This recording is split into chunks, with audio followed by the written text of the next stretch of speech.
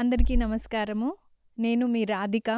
ఈరోజు ఒక పీసినారి భక్తి గురించి చెప్పబోతున్నాను. ఒక చిన్న కథ. పీసినారి భక్తి. అయితే భక్తి, ప్రేమ, భావన అందరికీ రకరకాలుగా ఉంటుంది. అది మనము మన వ మన రోజువారీ జీవితంలో ఎలా ఉంటుందంటే, దాన్ని తెలుసుకునే ముందు ఒక మంచి కథని తెలుసుకుందాం. అయితే ఒక సమయంలో ఒక లోభి అంటే పీసినారి. ఆ పీసినారి ఎప్పుడూ భగవంతుడి మీద చాలా ఇష్టంగా పూజ చేయాలని అనుకునేవాడు. అనుకోవడమే కాకుండా బాగా పూజ చేసేవాడు. కానీ ఆ పూజ చాలా విచిత్రంగా ఉండేది. భగవంతుడికి తప్ప ఆ పూజ ఎవరికీ కనిపించేది కాదు. అది అది ఎలాంటి భక్తి?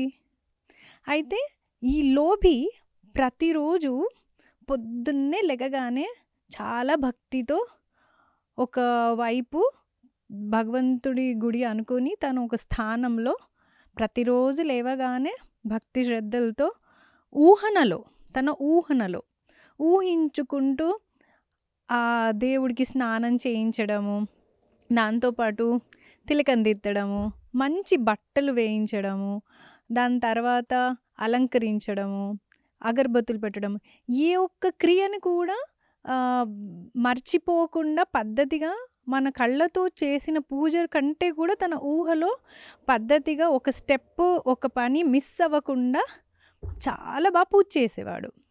కాకపోతే ఏ వస్తువులు ఉండేది కాదు, అన్నీ ఊహాలోకమే.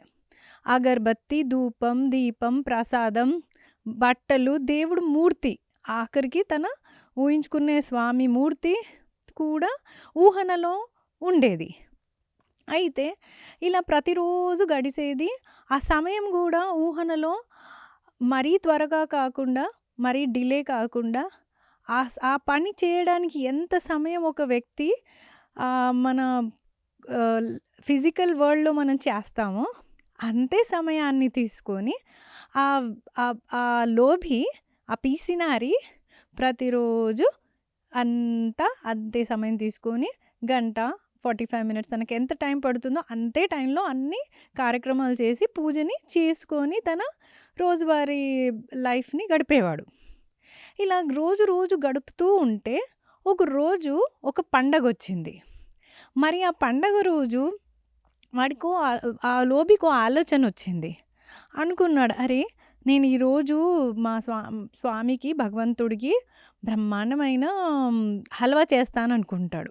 పాయసం, హల్వా చేద్దామని ఆలోచనలో పడతాడు. ఆ ఆలోచనలో పడినప్పుడు సరే అని రోజులాగానే తను నియమంగా అన్ని పద్ధతులతో పూజ చేయడం మొదలు పెడతాడు. ఆయన క్రమక్రమంగా అన్నీ చేస్తుంటాడు. ఇలా చేస్తూ ఉంటే ఇప్పుడు ప్రసాదం చేయాలి. ప్రసాదం ఆయనకు స్వామికి హల్వా తినిపించాలనే కోరిక ఉంది. సరే అని తను పొయ్యి వెలిగిస్తాడు. ఊహాలోకంలోనే పొయ్యి వెలిగించి దాని తర్వాత పాత్ర పెడతాడు. పాత్రలో హల్వా కావాల్సిన అన్ని పదార్థాలు వేసి ఆ హల్వా చాలా ప్రేమగా కళ్ళు మూసుకొని ఆ స్వామికి మంచి హల్వా చేస్తుంటాడు. ఆ హల్వా చేస్తుంటే తను దానికి వచ్చే సుగంధాన్ని కూడా ఆస్వాదిస్తుంటాడు. ఆ హల్వా చేస్తుంటే ఎప్పుడైతే తను నెయ్యి వేస్తాడో, చక్కెర వేస్తాడో, రవ్వ వేస్తాడో అప్పుడు ఆ నెయ్యి ఆ చక్కెర వేస్తూ ఉంటుంటే ఒక గరిటె చక్కెర ఎక్కువ పడిపోతుంది. ఇదంతా ఊహాలోకంలే. మంచిగా ఊహించుకుంటూ చక్కెర వేశాడు. ఆ చక్కెర వేసిన తర్వాత ఒక గరిటె ఎక్కువ పడిందని తను చెయ్యి వేసి మళ్ళీ ఆ గరిటెతో ఆ చక్కెరని తీయబోతాడు. అప్పుడు ఆ పీసినారి భక్తుడికి స్వామి వచ్చి ఆ చెయ్యి పట్టేసుకుంటాడు. చెయ్యి పట్టి ఆపేస్తాడు.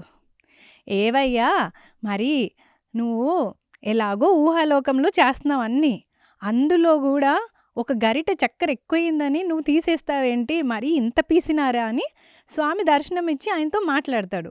అప్పుడు ఆ భక్తుడు అంటాడు, స్వామి ఇది మరీ తీపైపోతుంది, మీరు తినలేకపోతారు, అది ఎక్కువైపోయింది, దాని సరిసమం కాదు అంటే ఒరేయ్ లోబీ నాకర్థమైంది. నీకు ఊహాలోకంలో కూడా ఒక గరిటె ఎక్కువ వేయాలని లేదు కదా! అని స్వామి ఆయనతో దర్శనం ఇచ్చి సంభాషిస్తాడు. అయితే ఈ కథలో మనము గమనించాల్సింది ఆయన పిసినారితనం కంటే కూడా ఆయనలో ఉన్న అపారమైన భావన. ఆ భావన ఎలాంటిదంటే ఆయన స్వామి పట్ల ఎప్పుడూ ఏది ఊహ అనుకోలేదు. దాన్ని నిజంగానే నిజమైన పద్ధతిలోనే ప్రతీదీ సున్నితంగా కొత్త బట్టలు వేయడము, ధూపం పెట్టడము, ప్రసాదం పెట్టడము, ఆయనను అభిషేకం చేస్తే ఎంత సమయంలో చేస్తాం అంతే సమయంలో చేయడం. అయితే మనము మూర్తి పూజ చేసేటప్పుడు ఎన్నోసార్లు పూజిస్తూ ఉంటాము. మన మైండ్ వెనకాలో బ్యాక్ ఆఫ్ ద మైండ్ మనకి ఏదో ఒక నెక్స్ట్ స్టెప్ స్టోరీ మనం ఇది చేయాలి, అది చేయాలి, ఏదో ఒక ఆలోచన అయితే తప్పకుండా వస్తుంది. కానీ అక్కడ ఫిజికల్ వరల్డ్‌లో ఆయనకి ఏవీ లేకున్నాను తను మటుకు తన ఫోకస్ అంతా భగవంతుడి పైన అల్టిమేట్ ఫోకస్ 100% తను భగవంతుడి పైనే ధ్యానించాడు.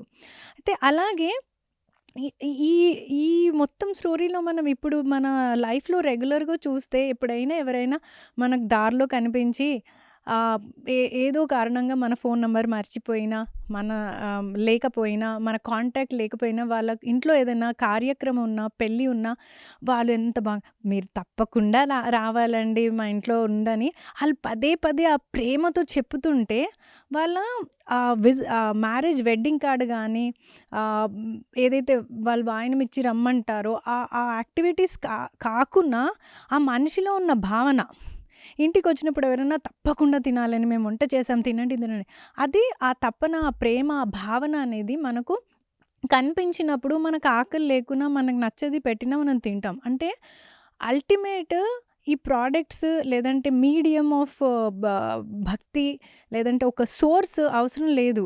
ఆ మనిషికి భావన ఉంటే చాలు. అదే మనకి ఎంతోమంది ఇంటికొచ్చి ఇన్విటేషన్ ఇస్తారు. కార్డ్ రూల్ కాబట్టి చుట్టాలకెళ్ళి ఇంటికొచ్చి మీరు ఇంటి నిండా మా పెళ్ళికి రావాలి అని అంటారు. కానీ అంతకంటే కార్డ్ ఇవ్వకున్నా అది ఇంపార్టెంటే. దానికంటే ఇంపార్టెంట్ ఏంది, అన్నిటికి బేస్ వచ్చేసి మనకి భావన. భావన, భక్తి ఎప్పుడైతే ఒక మనస్ఫూర్తిగా జీవంలో ఉంటుందో అక్కడ తప్పకుండా ఈ మీడియమ్స్ మూర్తి పూజ అయినా కానీ, మన ఇన్విటేషన్స్‌లో కార్డ్ ఇవ్వకపోయినా, ఒక పద్ధతిలో చెప్పకపోయినా, ఆ భావన ఉన్నంత వరకు అది చాలా మనిషిలో గానీ, దేవుడిలో గానీ ఎక్కడైనా దానికి ఒక మార్గాన్ని తీసుకెళ్ళి ఇప్పుడు ఇక్కడ ఈ పిసినారి భక్తుడికైతే భగవంతుడు దర్శనం ఇచ్చాడు. మనం అంతా పిసినారి మీద ఫోకస్ భగవంతుడు కూడా పెట్టట్లేదు అని అనుకుంటున్నాం. కానీ అక్కడ ఆయన భావనకి భగవంతుడు భక్తుడి దగ్గరకొచ్చి దర్శనం ఇచ్చాడు. సరేనండి. మీ రాధిక నెక్స్ట్ టైం మంచి ఇంకో కథతో మీ ముందు ఉంటుంది. నమస్కారం.